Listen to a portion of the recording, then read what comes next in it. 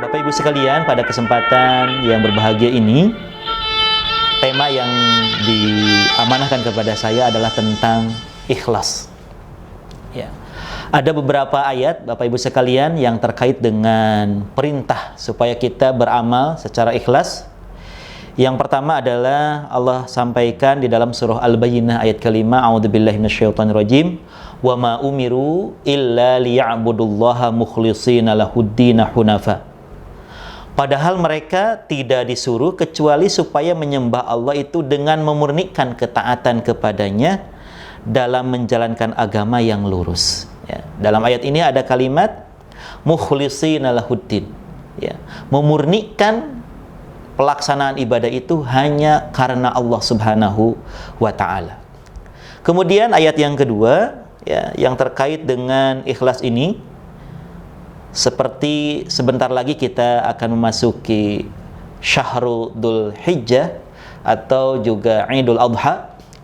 Ada ayat yang terkait dengan pelaksanaan Idul Adha, yaitu pemotongan hewan kurban. Allah Subhanahu wa Ta'ala berfirman, A'udzubillahi minasyaitonirrajim, la yanalallaha luhumuha wala dima'uha walakin yanaluhu taqwa minkum kadzalika sakhkharaha lakum litukabbirullaha ala ma hadakum wa basyiril muhsinin. Kata Allah Subhanahu wa Ta'ala, daging-daging unta dan darahnya itu sekali-kali tidak dapat mencapai keridhaan Allah, tetapi ketakwaan dari kamulah yang dapat mencapainya. Ya. Jadi ketika orang berkurban, ya, maka darahnya, dagingnya, atau apapun yang ada di hewan kurban tersebut tidak sampai kepada Allah Subhanahu wa Ta'ala. Tapi yang sampai kepada Allah Subhanahu wa Ta'ala adalah ketaatannya, keikhlasannya. Artinya kalau ada orang berkurban tetapi harapannya bukan karena Allah Subhanahu wa Ta'ala, maka ini rugi sekali. Kenapa? Karena Allah tidak mengharapkan dagingnya, tidak mengharapkan darahnya, dan tidak mengharapkan yang lainnya, tetapi ketaatannya, ketakwaannya, pengabdiannya secara ikhlas kepada Allah Subhanahu wa Ta'ala. Kemudian juga Allah Subhanahu wa Ta'ala menyampaikan di dalam ayat lain, Qul in tukhfu ma fi sudurikum aw tubduhu ya'lamullah. Katakanlah, kalau engkau menyembunyikan apa yang ada dalam hati-hati kalian atau menizharkannya, ya, menjelaskannya, memperlihatkannya, maka Allah Subhanahu wa Ta'ala sungguh Allah Subhanahu wa Ta'ala adalah Maha mengetahui. Artinya bahwa ikhlas ini adanya di dalam hati kita, ya, dalam hati kita. Dan juga ayat ini ingin menjelaskan kepada kita bahwa ketika seseorang beramal, ya, itu kaitannya semuanya dengan hatinya, ya, dengan hatinya. Artinya begini, belum tentu, ya, ada orang umpamanya bersedekah, berinfak, kemudian namanya ditulis secara jelas, kemudian katakan kepadanya oleh kita, dia beramal tidak ikhlas. Tidak seperti itu. Atau belum tentu juga orang yang namanya tidak ditulis, hanya ditulis hamba Allah saja, kemudian kita katakan kepada dia, dia adalah orang yang ikhlas. Belum tentu. Karena semuanya itu adalah bermuara dari hati seseorang. Baik itu amalnya amal zohir atau amal batin. Baik itu amalnya itu diperlihatkan kepada orang lain atau tidak, maka semuanya bermuara kepada hati. Jadi jangan mengira ada orang beramal kemudian diperlihatkan kepada orang lain, kemudian kita menuduh dia riya. Dan belum tentu juga orang yang mengsirkan atau merahasiakan amalnya, ya, seperti tadi dia bersedekah, berinfak, hanya dituliskan nama hamba Allah, kemudian katakan oleh kita dia itu berbuat ikhlas. Belum tentu. Kenapa? Karena semuanya adalah timbulnya, lahirnya ada dalam hati seseorang.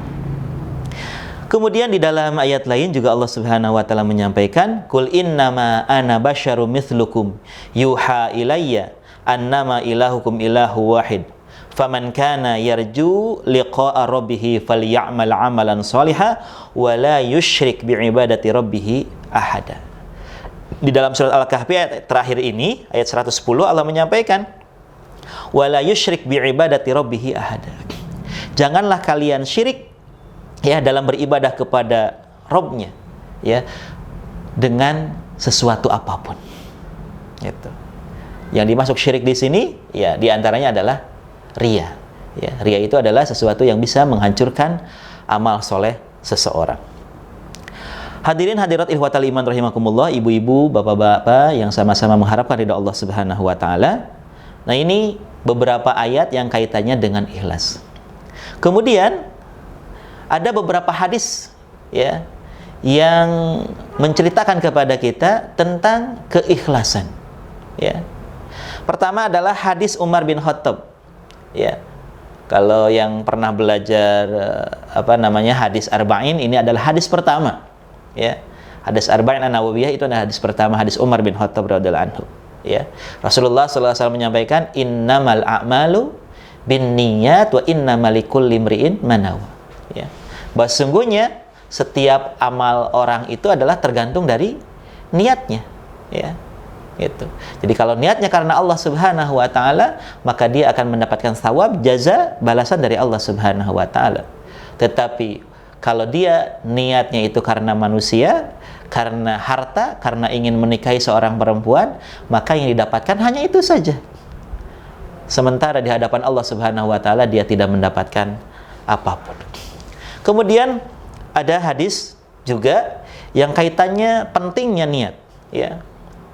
Di zaman Rasulullah Shallallahu Alaihi Wasallam ada seorang pemuda yang senantiasa ikut berperang dengan Rasulullah Shallallahu Alaihi Wasallam.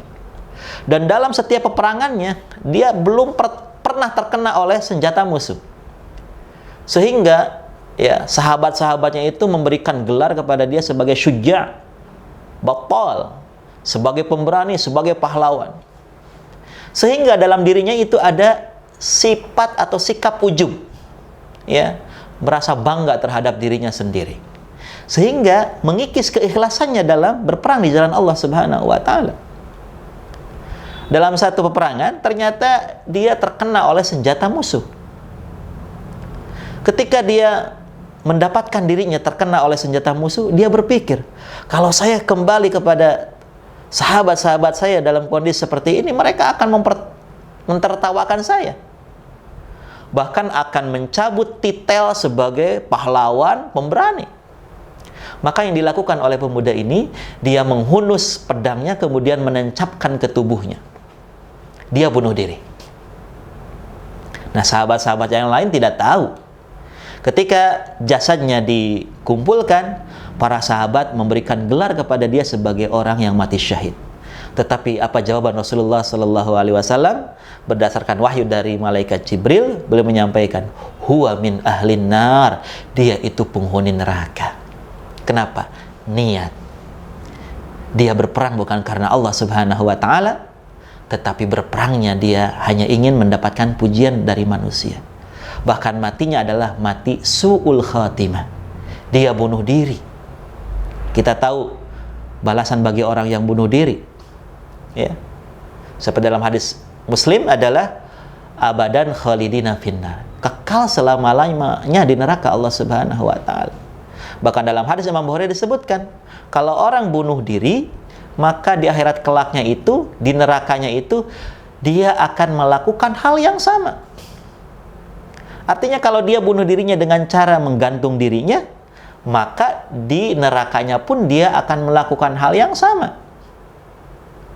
Dan berulang-ulang terus-menerus selama-lamanya. Kalau dia bunuh dirinya dengan cara meminum cairan serangga umpamanya, maka di nerakanya pun akan mengulangi dan terus-menerus. Nauzubillahi min dzalik. Maka kata Rasulullah, pemuda ini bukan penghuni surga, bukan termasuk orang yang mati syahid. Huwa min ahlin nar, kata Rasulullah. Dia adalah penghuni neraka. Kemudian juga dalam hadis riwayat Imam Bukhari, Rasulullah Shallallahu Alaihi Wasallam pun menyampaikan kepada kita semuanya. Rasul menyampaikan, idal taqal muslimani bi sayfihima fal qatilu wal maqtulu finnar. Kata Rasulullah, kalau ada dua orang berhadap-hadapan, dua-duanya membawa senjata, ya. Kata Rasulullah, kemudian di antara mereka terjadi peperangan, dan salah satu di antara mereka ada yang terbunuh, kata Rasulullah, yang membunuh sama yang terbunuh sama-sama di neraka. Para sahabat kemudian kaget dan bertanya kepada Rasulullah, "Ya Rasulullah, hadzal qatil, fama balal maqtul?" Ya Rasulullah, pembunuh ini betul dia di neraka karena dia sudah menghilangkan nyawa saudaranya, nyawa musuhnya. Fama balal maqtul? Bagaimana dengan orang yang terbunuh kok di neraka juga ya Rasulullah? Maka kemudian Rasulullah menjawab, "Innahu kana harisan ala qatli sahibihi." Karena yang dibunuh pun ya punya niatan dalam hatinya, hirsan, punya niatan yang kuat ingin membunuh lawannya, tetapi kedahuluan terbunuh. Seandainya dia tidak kedahuluan terbunuh, maka dia akan membunuh kawannya. Nah, dari hadis ini apa? Niat. Dia sudah ada niat ya untuk membunuh lawannya.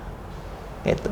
Jadi niat ini adalah sesuatu yang sangat penting dalam kehidupan beribadah kita kepada Allah Subhanahu wa taala, dalam berbuat ihsan kepada manusia. Maka ada ungkapan, kam min amalin saghirin tukabbiruhu niyah wa kam min amalin kabirin tusaghiruhu niyah. Berapa banyak amal yang kecil, yang sedikit menjadi besar gara-gara niat. Tetapi berapa banyak amal yang besar kemudian menjadi kecil gara-gara niat.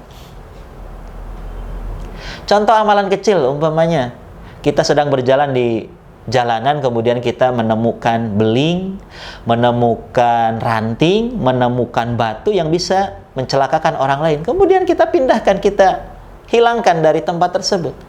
Kalau itu niatnya ibadah kepada Allah Subhanahu wa taala, maka itu menjadi besar di hadapan Allah Subhanahu wa taala. Karena kita sudah menghindarkan bahaya untuk orang-orang lain, untuk orang banyak. Tetapi berapa banyak amal yang begitu besar kemudian menjadi kecil gara-gara niat. Bapak Ibu sekalian, kalau kita sekarang ingin melaksanakan ibadah haji, pengorbanannya kan luar biasa Ibu ya. Pertama adalah biayanya luar biasa, ya, mahalnya. Ya paling tidak 35 juta. Itu bagi yang reguler. Kalau yang plus ya bisa 250 juta, bahkan lebih. Ya. Belum lagi nunggunya. Nunggu waktu berangkatnya juga lama. Apalagi sekarang lockdown ya. Itu.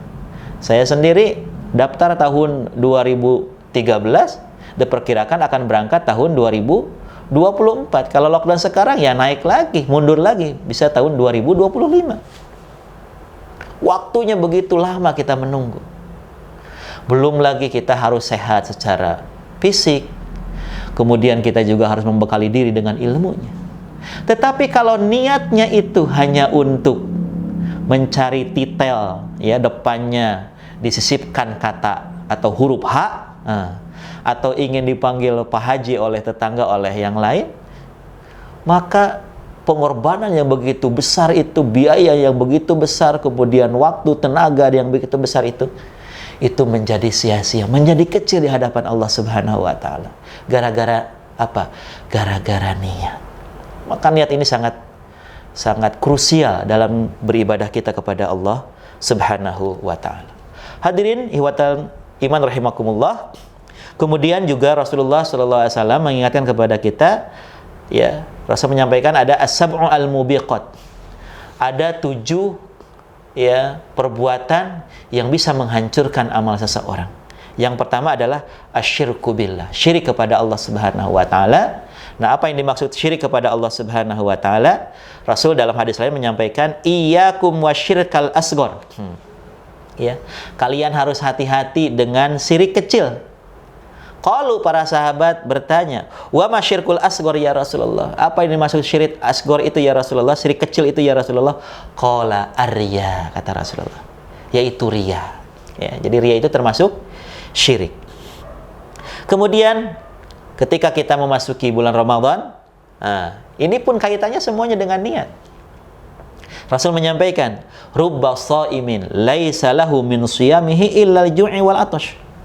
Berapa banyak orang yang berpuasa di bulan Ramadan tidak mendapatkan pahala puasanya kecuali lapar dan haus saja. Kenapa? Karena terkadang niatnya tidak ikhlas karena Allah Subhanahu wa taala. Ya. Di sekeliling kita menyaksikan, mohon maaf, banyak orang yang berpuasa tetapi meninggalkan sholat. Puasa, tapi sholat yang lima waktu ditinggalkan. Kenapa? Karena puasanya bukan karena Allah Subhanahu wa taala. Puasanya karena malu, ya. Karena ingin dilihat orang. Ya kalau saya nggak puasa, nanti orang lain mentertawakan saya, ya mengejek saya. Akhirnya dia ikutan puasa. Jadi puasanya itu hanya ikut-ikutan, bukan karena Allah Subhanahu wa taala. Jadi banyak di sekeliling kita ada orang yang berpuasa tetapi tidak sholat. Ini ibaratnya seperti orang membangun istana tetapi menghancurkan negara. Ya, membangun istana tetapi menghancurkan negara. Ini adalah ibadah yang tidak benar. Ya, puasanya, sholatnya harus dilaksanakan. Ya, harus dilaksanakan. Itu. Jadi kembali lagi kepada apa? Kepada niat. Kemudian Rasul menyampaikan, warubba qaimin laisa lahu min qiyamihi illa sar. Berapa banyak orang yang melaksanakan salat tarawih, ya, tetapi tidak ada dari pahala salat tarawihnya itu kecuali nahan kantuk saja, nahan pegel kaki saja. Kenapa? Sekali lagi kaitannya dengan niat. Dia melaksanakan salat tarawih bukan karena Allah Subhanahu wa taala, ya, tetapi karena sesuatu hal. Kemudian dalam hadis lain Rasul menyampaikan, la tukhadi'illah. Janganlah kamu menipu Allah. Ya. Janganlah kamu menipu Allah. Para sahabat bertanya, qalu kaifa nukhadi'ullah? Bagaimana kami menipu Allah ya Rasulullah? Masa Allah bisa ditipu? Begitulah kira-kira, ya.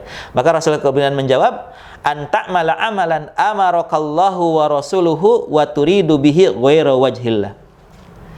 Ya, perbuatan menipu Allah itu adalah engkau beramal, ya, amalan yang diperintahkan oleh Allah dan Rasulnya, tetapi ketika kamu beramal bukan karena Allah Subhanahu wa taala, tetapi karena yang lainnya. Maka perbuatan seperti itu adalah diibaratkan seseorang telah menipu Allah Subhanahu wa taala, tapi Allah tidak akan pernah tertipu. Ya. Jadi ketika orang melakukan riya, sum'ah, maka sesungguhnya dia itu sedang menipu Allah, tetapi Allah tidak akan pernah tertipu. Kemudian ungkapan Rasulullah sallallahu alaihi wasallam kepada salah seorang sahabatnya, Mu'adz bin Jabal, akhlisil amal yujzikallahu minhu al-qalil. Ya, kata Rasulullah, ikhlaskanlah engkau dalam beramal, maka Allah akan membalasmu dari amalan yang kecil. Artinya, kalau ikhlas dalam beramal, walaupun amalannya itu kecil, Allah akan memberikan balasannya. Tetapi sebaliknya, walaupun amalan itu besar, tetapi tidak ikhlas karena Allah Subhanahu wa taala, maka dia tidak akan mendapatkan pahala dari amal yang besarnya itu. Ya. Jadi walaupun kecil, tapi kalau ikhlas, maka insya Allah itu akan mendapatkan pahala si Allah Subhanahu wa taala. Ada satu kisah. Saya pernah baca kisah ini di majalah Tarbawi, ya. Sudah lama banget.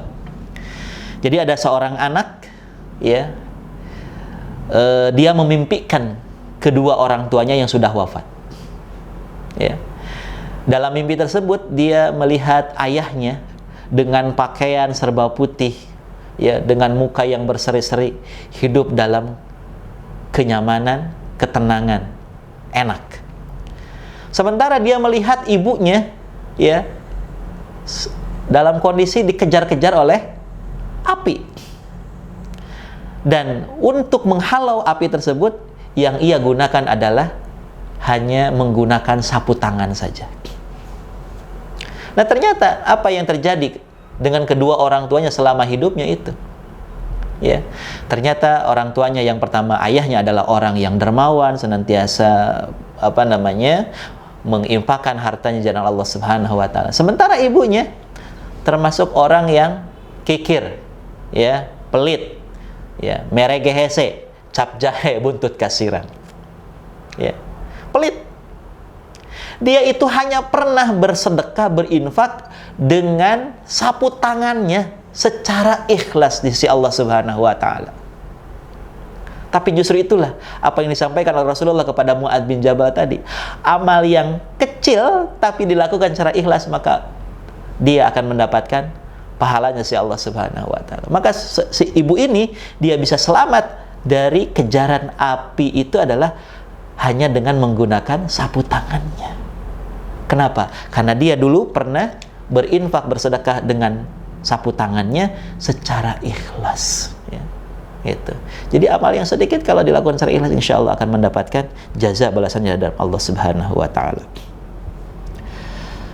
Kemudian dalam satu ungkapan yang disampaikan oleh Imam Qadhi Iyad, tarkul amal li ajlin nasi riyaun. Nah ini harus hati-hati Bapak Ibu sekalian. Kan suka ada orang mengatakan, saya mah nggak mau beramal, saya mah nggak mau ke masjid, saya mah nggak mau datang ke tempat pengajian. Kenapa? Takut ria. Sering kan Bu, Bapak mendengar orang seperti ini? Ya, saya nggak mau ke masjid, saya nggak mau sholat di masjid, saya nggak mau ikut pengajian. Kenapa? Takut ria. Nah, dalam ungkapan ini disebutkan tarkul amal li ajlin nasil ria. Justru kalau orang melakukan itu, justru dia sudah ria. Jadi beramal enggak, ya, ria sudah dapat gitu. Ya. Jadi kalau orang mengatakan seperti itu sudah ria. Ya. Saya tidak mau berjamaah di masjid takut ria, itu sudah ria. Saya tidak mau berangkat ke sanggar Quran untuk ngaji takut ria, itu sudah ria. Gitu, ya. Wal amalu li ajlin nasi syirkun. Ya. Dan beramal karena mengharapkan balasan dari manusia itu adalah syirik, seperti dari disampaikan Rasulullah, adalah termasuk syirkul asghar. Wal ikhlasu an yu'afiyakallahu minhuma. Ya. Dan ikhlas semoga Allah memberikan afiahnya, ya, bantuannya, taufiknya kepada kamu. Ya. Jadi jangan kemudian kita tertipu dengan ungkapan seperti tadi. Saya tidak beramal itu takut ria. Justru dia sudah melakukan ria sebelum beramal. Ya, itu. Bapak Ibu sekalian, kemudian apa sih yang disebutkan ikhlas itu? Ya, ada beberapa definisi disampaikan di sini. Yang pertama, ikhlasul amalillahi wahdahu la syarika lahu la li syai'in akhar siwahu. Ya, ikhlas itu adalah ketika orang mengikhlaskan amalnya karena Allah Subhanahu wa taala yang Maha Esa, tidak ada sekutu baginya, ya. Li syai'in akhar siwahu.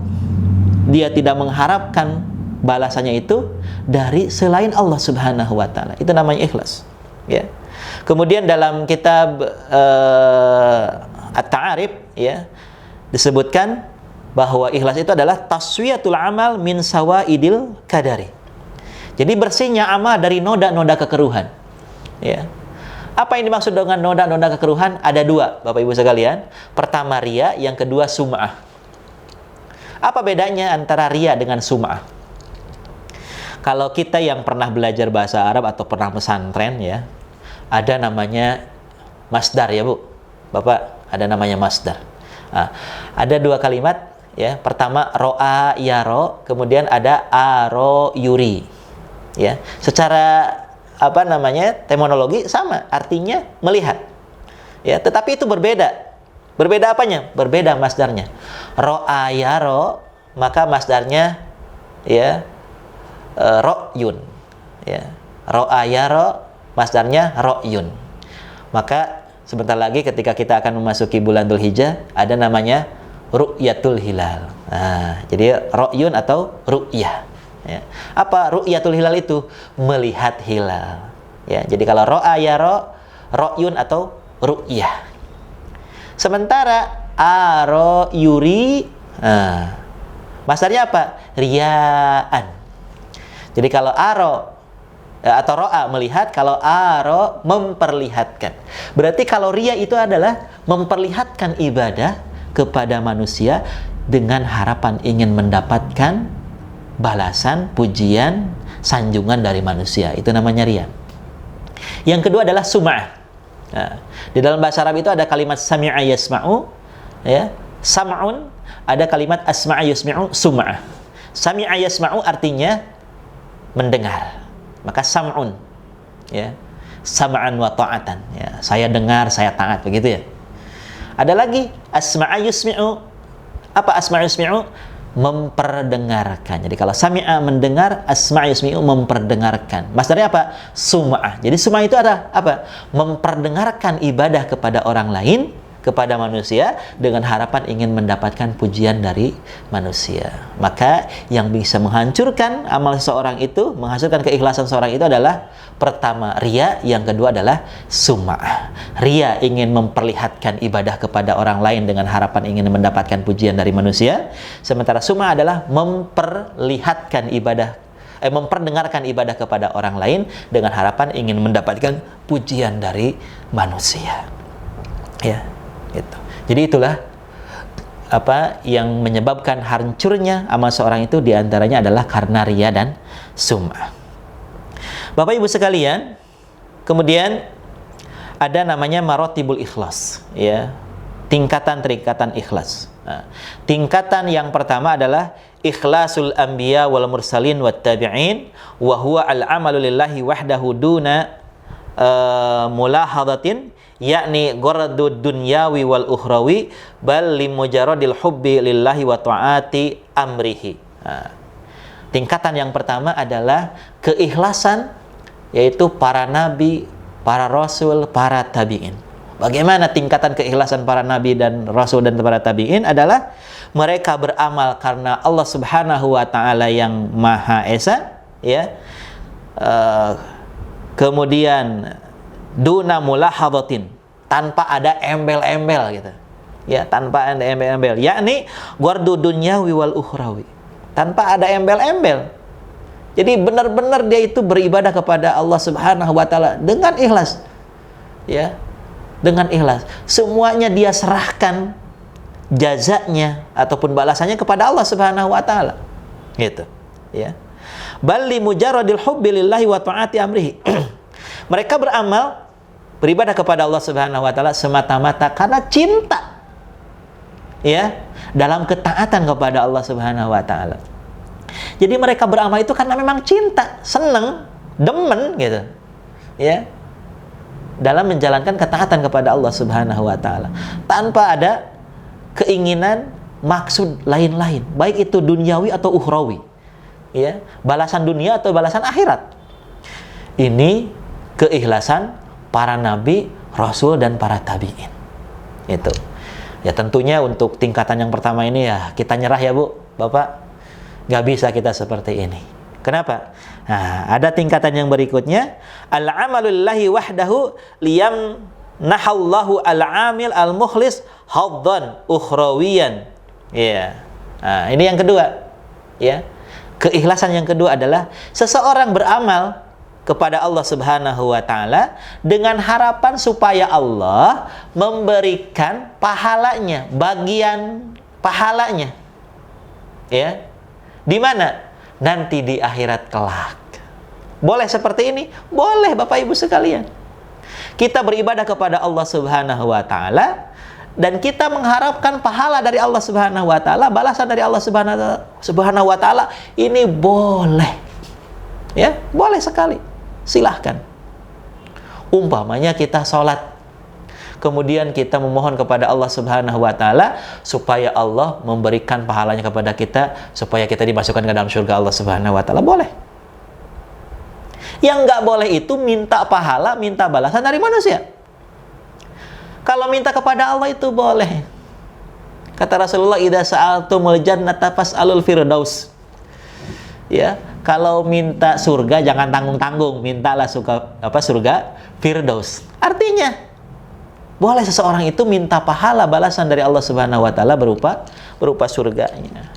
Begitu, ya. Seperti mislu takfiri dzunub wa dhafri bil jannah, ya. Supaya harapannya adalah dosa-dosanya diampuni oleh Allah Subhanahu wa taala, kemudian mendapatkan surga Allah Subhanahu wa taala. Itu boleh sekali, ya. Kemudian ada tingkatan yang ketiga adalah al-amalu lillahi wahdahu raghbatan fi haddi dunyawi mubah, ya. Tingkatan yang ketiga adalah orang beramal karena Allah Subhanahu wa taala, tetapi dalam beramalnya juga ingin mendapatkan, ya, bagian dari kehidupan duniawi. Itu boleh juga, tetapi jangan dijadikan sebagai tujuan utama, ya. Saya masih ingat ungkapan dari Al-Ustadz Kiai Haji Aceng Zakaria, ya, pimpinan Persis Indonesia, ya. Karena waktu itu kami dikumpulkan sebagai mubalik istilahnya. Kan suka ada yang ya bertanya gitu. Bagaimana Ustadz ketika kita ceramah, ya, pulangnya dapat amplop gitu, ya. Dan amplopnya ada isinya tentunya, ya. Apakah itu tidak termasuk ikhlas? Nah, beliau Ustadz Aceng Zakaria, ya, hafizahullah, beliau menyampaikan seperti ini, ya. Yang namanya dakwah, yang namanya tabligh, ibarat orang sedang membajak sawah, ya. Terkadang kan ketika seorang sedang membajak sawah, di sawah tersebut ada belutnya, ada leleknya. Jadi ketika kita sedang membajak sawah, macul sawah, kemudian kita mendapatkan lele, kemudian juga belut atau hewan-hewan yang lainnya, ambil. Tetapi jangan sampai ketika di sawah tersebut tidak ada lelenya, tidak ada belutnya, ya, tidak ada ikannya, kemudian kita tidak mau membajak sawah. Nah, itu yang tidak boleh, begitu ilustrasi beliau yang disampaikan. Artinya ketika seseorang mubalik, penceramah, kemudian selesai melaksanakan tugasnya mendapatkan uang transport, ya, ambil, alhamdulillah. Tapi jangan sampai ketika di suatu tempat itu tidak ada uang transportnya, kemudian tidak mau berceramah di situ. Nah, itu yang tidak boleh, ya. Nah, itu yang tidak boleh, ya. Itu. Jadi tingkatan yang ketiga ini adalah al-amalu lillahi wahdahu raghbatan fi haddi dunyawi mubah, ya, beramal karena Allah Subhanahu wa taala tetapi ingin juga mendapatkan bagian dari keuntungan duniawi, maka itu hukumnya mubah, boleh-boleh saja. Tetapi sekali lagi jangan dijadikan sebagai prioritas utama. Ini juga yang pernah disampaikan di dalam kitab Aqidah Thahawiyah Imam Thahawi, ya. Jadi tingkatan orang dalam keikhlasan itu ada yang 100%, ada yang 90%, ada yang 80%, 60%, ada yang 50%. Nah, yang bahaya itu adalah yang di bawah 50%. Ya. Jadi keinginan untuk mendapatkan duniawinya lebih besar daripada ingin mendapatkan ukhrawinya. Nah, itulah yang dikenal oleh Rasulullah tadi, asyirkul asghar itu, ya, syirik kecil yang bisa menghancurkan ibadah seseorang. Hadirin hadirat, bapak-bapak, ibu-ibu, jamaah majelis taklim Sanggar Quran Madani 5. Kemudian di sini ada beberapa samarot, ya. Samarot itu artinya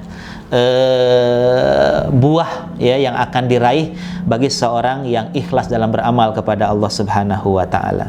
Yang pertama adalah seperti yang dikisahkan dalam kisahnya Nabi Yusuf alaihi salam, ya. Ketika beliau diajak berbuat zina oleh ibu angkatnya, ya, Julaiha, ya. Tetapi kemudian beliau menolak hal tersebut. Kenapa? Karena beliau punya pertahanan yang luar biasa, yaitu keikhlasan hatinya kepada Allah Subhanahu wa taala. Ya, lebih baik di penjara daripada harus berbuat serong atau berbuat zina dengan ibu angkatnya sendiri, ya. Kemudian juga tentang samaratul ikhlas ataupun buah yang akan diraih dari keikhlasan itu adalah seperti dikisahkan, ya, dalam sebuah kisah, yaitu tentang 3 orang laki-laki di zaman Bani Israel, ya, itu yang sedang berjalan-jalan, kemudian terjadi hujan, kemudian mereka berlindung masuk ke dalam sebuah gua, ya, ternyata ada batu besar, ya, yang jatuh kemudian menutupi mulut gua sehingga mereka tidak bisa keluar dari gua tersebut. Nah, ini samarahnya, samarah keikhlasan, ya. Buah dari keikhlasan itu akan diperlihatkan oleh Allah Subhanahu wa taala dalam kisah ini, ya. Maka kemudian setelah mereka berusaha untuk membuka batu tersebut tidak bisa bergeser juga, akhirnya mereka menggunakan amal ikhlasnya itu untuk memohon kepada Allah Subhanahu wa taala. Yang satu mengatakan, "Ya Rob, aku punya orang tua yang sudah sepuh dan pekerjaan aku adalah mengembalakan kambing. Ya. Setiap hari ketika aku pulang mengembalakan kambing, aku perah kambing tersebut, susunya, kemudian aku berikan, orang yang pertama aku berikan itu adalah ibu dan ayah saya yang sudah sepuh. Untuk istri dan anak-anak saya berikan sisanya, atau setelah diberikan kepada kedua orang tua saya. Dalam satu kesempatan, saya pulang ke rumah dari mengembala itu, sudah larut malam. Sehingga ketika aku sampai, orang tua saya sedang tertidur lelap. Aku tidak berani untuk membangunkan mereka untuk memberikan susu bagian mereka. Padahal anak dan istri saya kelaparan. Sampai akhirnya orang tua kami bangun di malam harinya, kemudian aku berikan susu kepada mereka. Ya Allah, ya Rabb, seandainya itu adalah amal terbaik aku, ya, ikhlas kepadamu, maka geserkanlah, tolonglah kami. Maka batu itu tergeser. Kemudian yang satu lagi, ya Allah, ya Tuhanku, dulu aku adalah seorang saudagar, ya, punya harta yang melimpah, ya, dan saya punya beberapa karyawan. Satu hari ada satu karyawan saya yang tidak mengambil upahnya, ya, ditunggu-tunggu nggak datang. Akhirnya upahnya itu oleh saya kemudian diberdayakan, ya, itu diproduktifkan, ya. Kemudian akhirnya upahnya itu menjadi sapi yang begitu banyaknya, kambing yang begitu banyaknya, kemudian sawah yang juga banyak. Suatu hari ternyata karyawan saya ini datang untuk mengambil upahnya.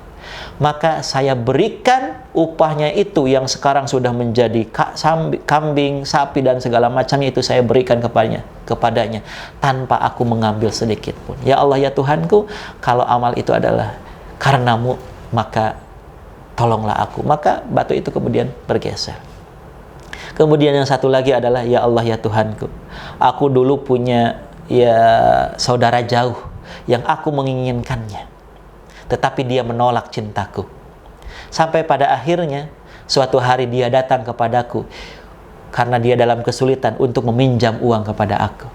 Maka aku katakan kepadanya, kamu akan aku berikan pinjaman uang, atau bahkan aku akan berikan uang tersebut tanpa harus meminjam, tapi dengan syarat kamu harus bisa mau tidur dengan saya.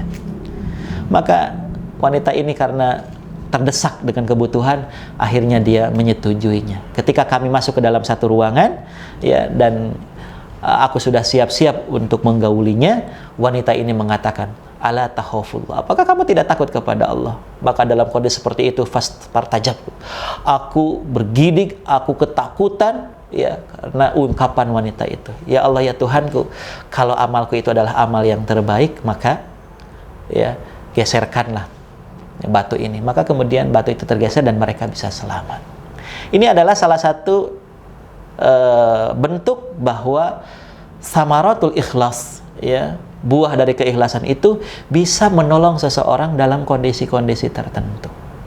Dan juga dari kisah ini, kembali ke marotibul ikhlas tadi, tingkatan-tingkatan keikhlasan itu, bahwa seseorang boleh, ya, minta kepada Allah Subhanahu wa taala, ya, balasannya dari amal yang pernah dia lakukan.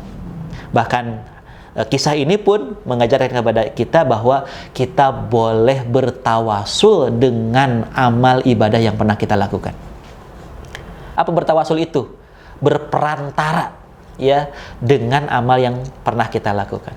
Jadi kalau Bapak Ibu umpamanya punya hajat, punya keinginan, kemudian Ibu melakukan satu amalan, kemudian memohon kepada Allah dengan amalan tersebut supaya Allah mengabulkan hajat Ibu, boleh. Ibu umpamanya baca Quran, ya, malam Jumat atau hari Jumat Ibu baca surat Al-Kahfi. Selesai baca surat Al-Kahfi, ya Allah ya Tuhanku, anak saya besok mau ujian, mudah-mudahan ujiannya dilancarkan, digampangkan oleh Allah, boleh. Atau kita melaksanakan sholat tahajud, selesai sholat tahajud kita memohon kepada Allah, ya Allah dengan sholat tahajud ini mudah-mudahan ya keluarga saya diberikan kesehatan oleh Allah, ya rezekinya dimudahkan oleh Allah Subhanahu wa taala. Itu boleh kita bertawasul dengan amal ibadah yang pernah kita lakukan, ya, yang pernah kita lakukan. Jadi Bapak Ibu sekalian, ya, ini beberapa samaratul ikhlas, ya, buah dari keikhlasan itu, ya.